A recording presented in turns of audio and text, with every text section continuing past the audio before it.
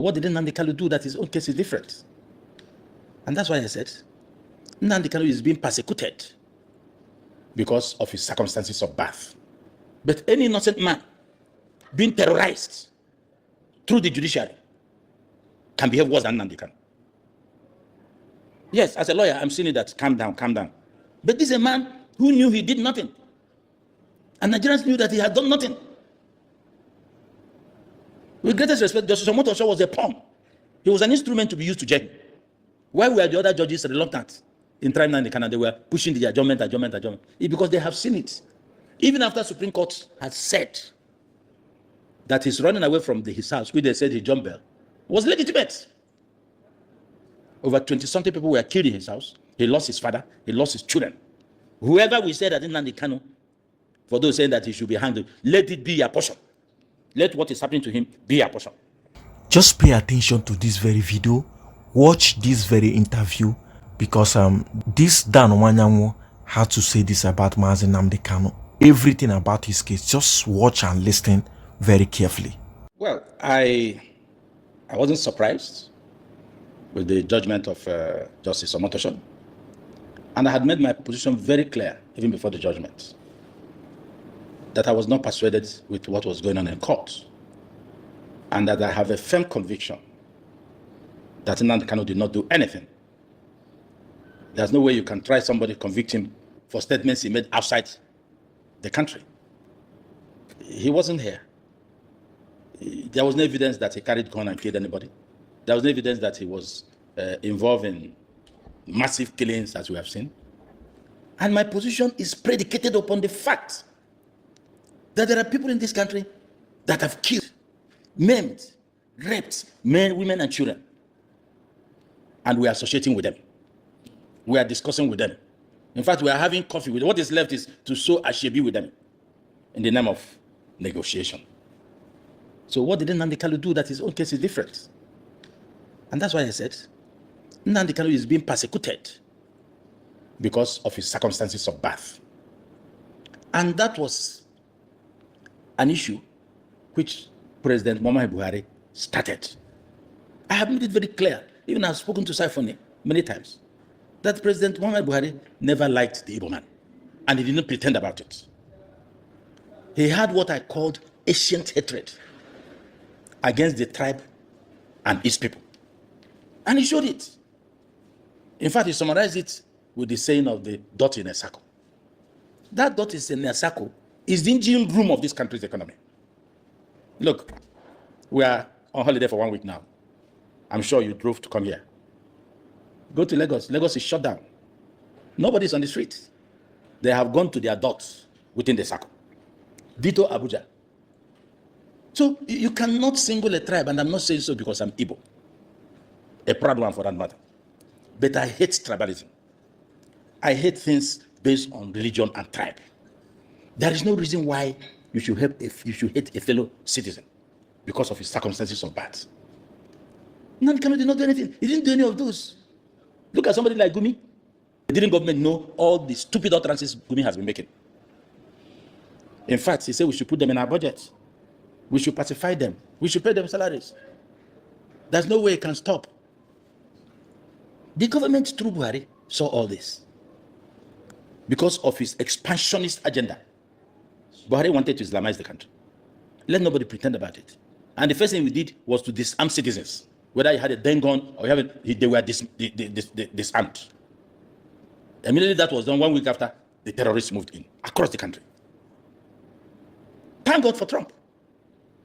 Any Nigerian, man or woman, old or young, opposed to what Trump is doing as regards the terrorists is a terrorist himself. Any Nigerian, man or woman, young or old, that will oppose to the coming of Benjamin Netanyahu to assist Trump in clearing the terrorists is himself and his household terrorists. We have seen it in this country. We are handicapped. We could not do anything. And then some people are talking rubbish. Sovereignty. Sovereignty, my foot. If you are talking about sovereignty and people are being slaughtered in their hundreds, in their thousands every day, better suspend that sovereignty. Let those that will help you come and help you, as Trump is helping now. He has did it along the axis last week. I read in Kaduna today, last night. Let him continue and clean the place up so that we can sleep with our two eyes open. Nnamdi Kanu is not a terrorist. Nnamdi Kanu was handed over to Tinubu by Muhammad Buhari as one of his handing over notes. But what we are saying is, Tinubu did not pick Nnamdi Kanu. He inherited the problem. All we are asking is, he must have the political will to set him free.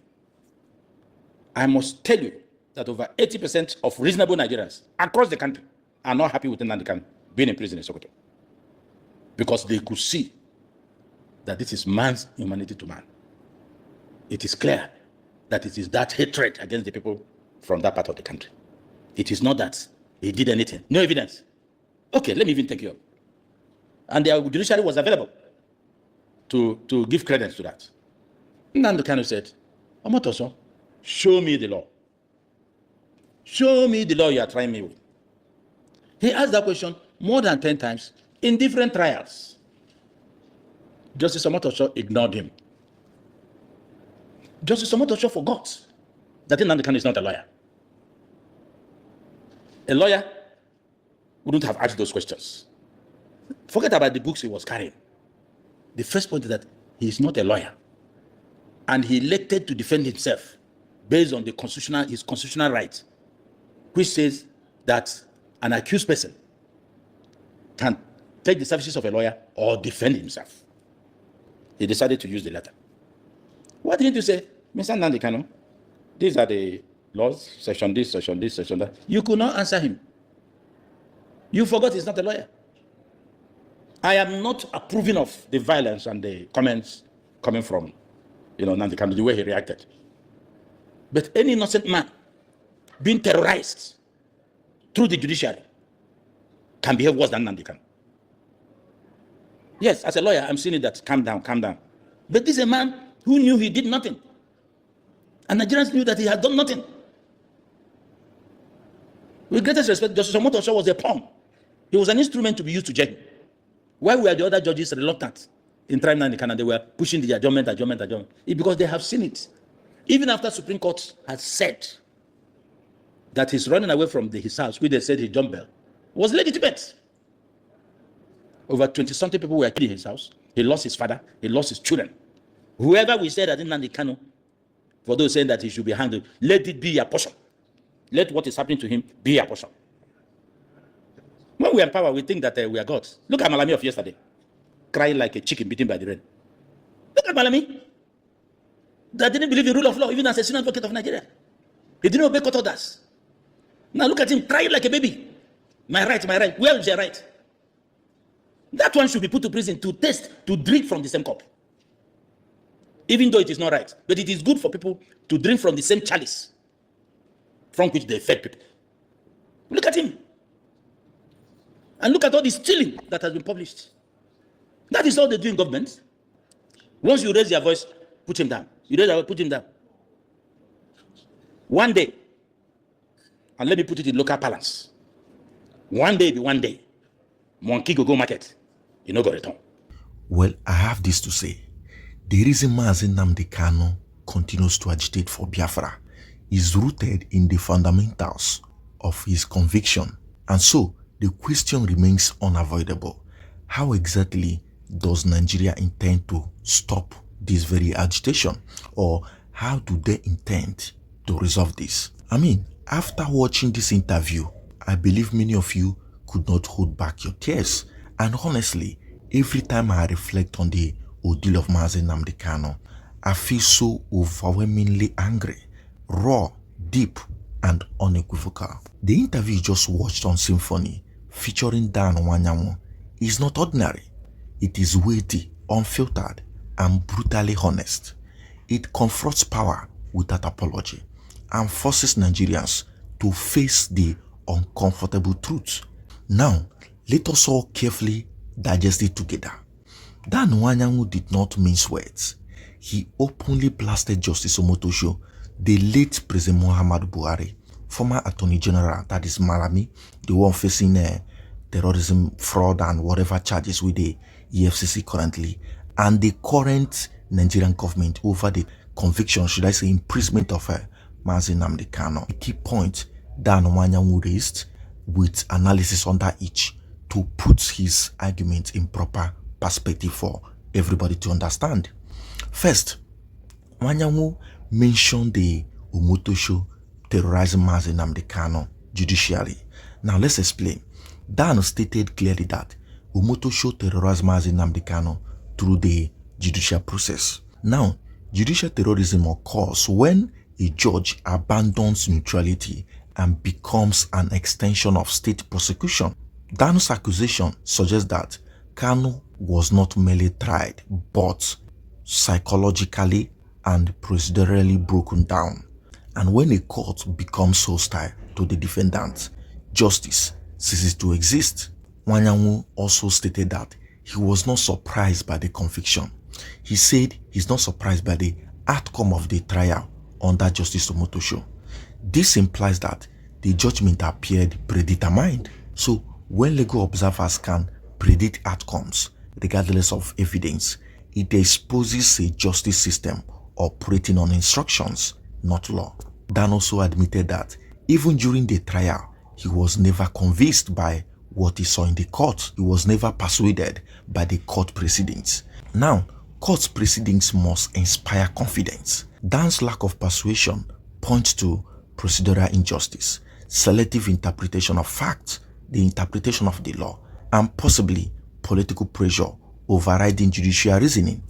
Moving on to the next, Dan also maintained that no one can be legally convicted for statement made outside Nigeria without evidence of direct criminal action. That is, he stressed that Mazi Nnamdi Kanu was never linked to unaliving or any weapons. So to me, this strikes at the heart of criminal jurisprudence. Speech, especially outside jurisdiction, cannot substitute for actus reus, that is criminal action. Without evidence of violence, the conviction becomes punishment for opinion, not crime. Moving on to the next, Dan Nwanyanwu angrily pointed out that individuals who have actually unalived many, burned homes, and terrorized communities are being rehabilitated and negotiated with by the Nigerian state. But Mazi Nnamdi Kanu, who is merely agitating for the freedom of his people, who is merely agitating for the marginalization of his people, who is merely agitating for the ill treatment that has continued to be on Igbo, is being jailed.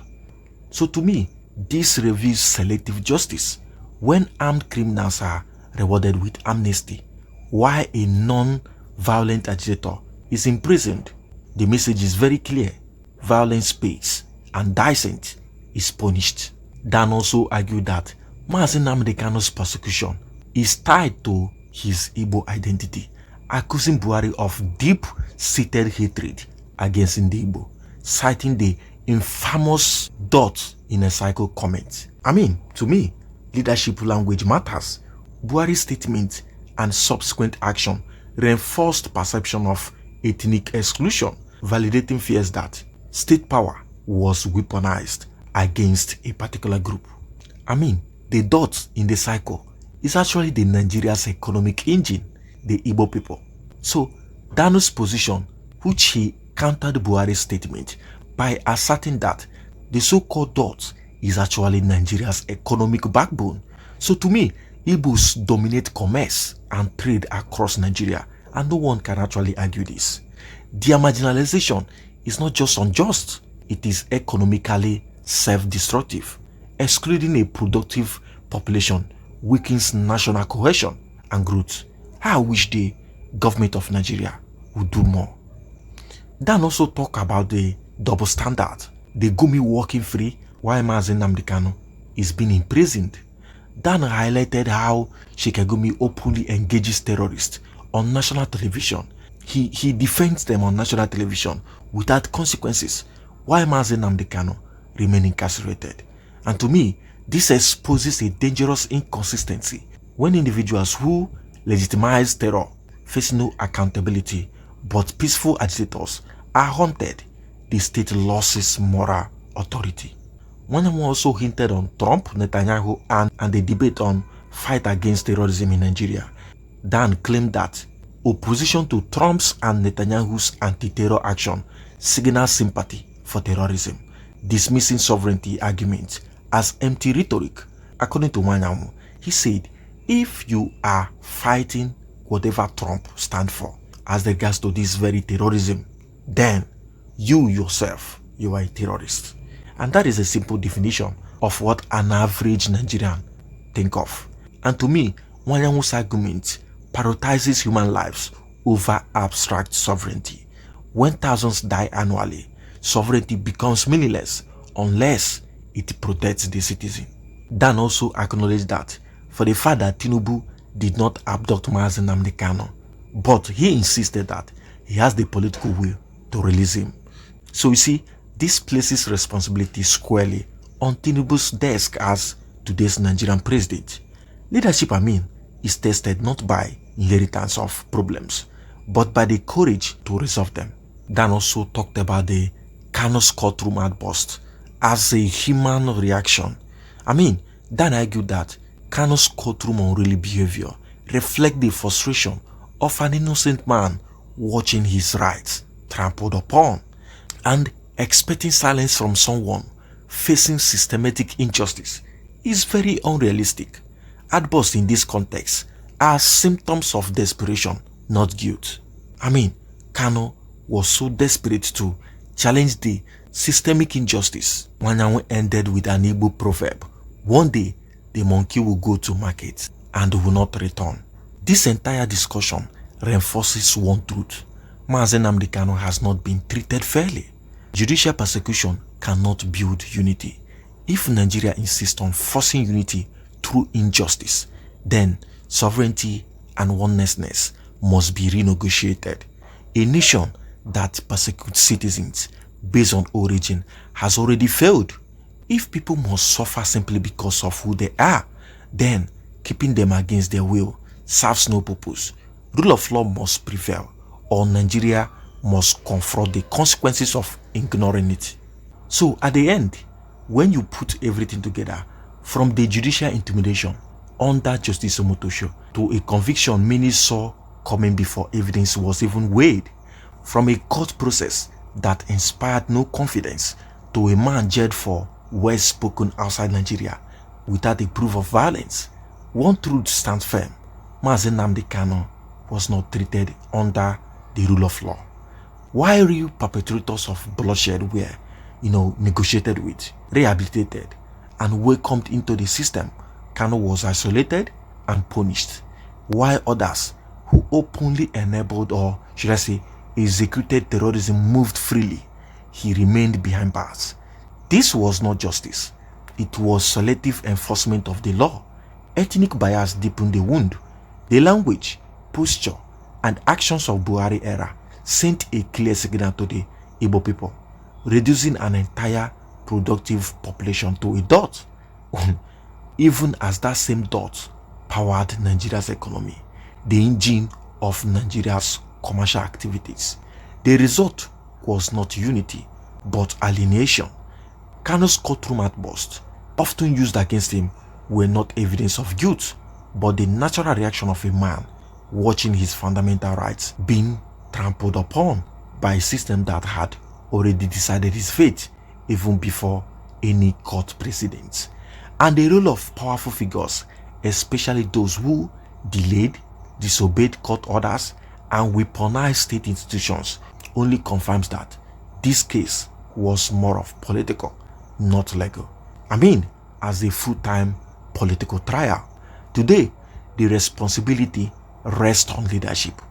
President Tinubu did not create this very injustice, but he inherited it, and history will judge what he chooses to do with it. Because this case was never just about one man, it is about an entire people. The credibility of Nigeria's judiciary, and whether the rule of law still means anything. If injustice becomes policy, agitation will never end. And if Nigeria truly seeks peace, unity, and legitimacy, then justice must come before force, before policies, before politics, and before silence. As always, this is Abelperspectives, your domain for unfiltered news and raw political analysis. If you found this very breakdown insightful, don't forget to smash the subscribe button, subscribe to the channel, turn on the notification so you would always get notified each time we drop a new update. And please don't forget to leave us with your comment. What is your opinion? Thank you for watching and see you some other time.